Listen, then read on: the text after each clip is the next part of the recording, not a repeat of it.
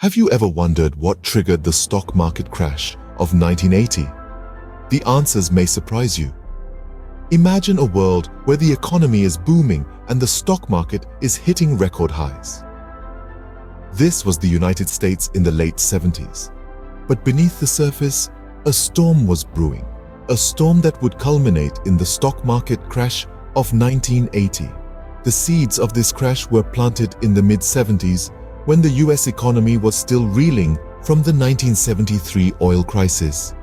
Oil prices quadrupled and inflation skyrocketed. The Federal Reserve responded by tightening monetary policy, leading to increased interest rates.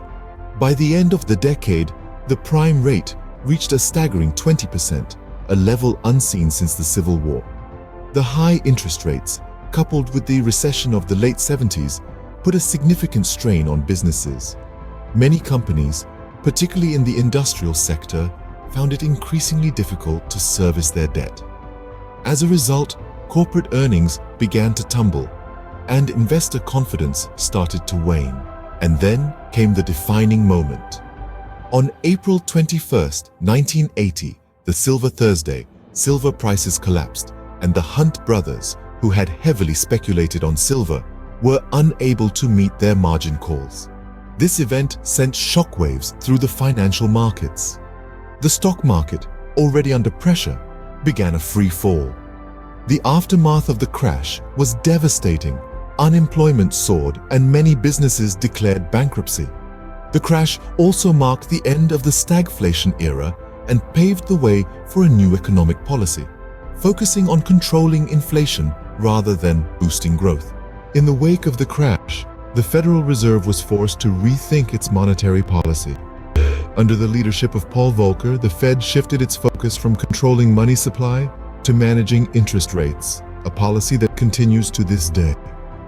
This shift, coupled with fiscal reforms, eventually led to the economic recovery in the mid-80s. The stock market crash of 1980 serves as a stark reminder of the intricate balance that exists within our economy. It underscores the importance of prudent monetary and fiscal policies and the potential consequences of speculation and excess. To summarize, the crash of 1980 was triggered by a combination of high interest rates, a struggling economy, and speculative excess, particularly in the silver market. Its aftermath led to significant changes in economic policy and ushered in a period of economic recovery. It's crucial to remember these lessons from history as they provide valuable insights into the workings of our economy and the stock market. After all, those who forget history are doomed to repeat it. And that, my friends, is the story of the 1980 stock market crash. A tale of boom and bust, of speculation and consequence, and of lessons learned. A tale as old as the market itself, and one that continues to resonate in the world of finance today.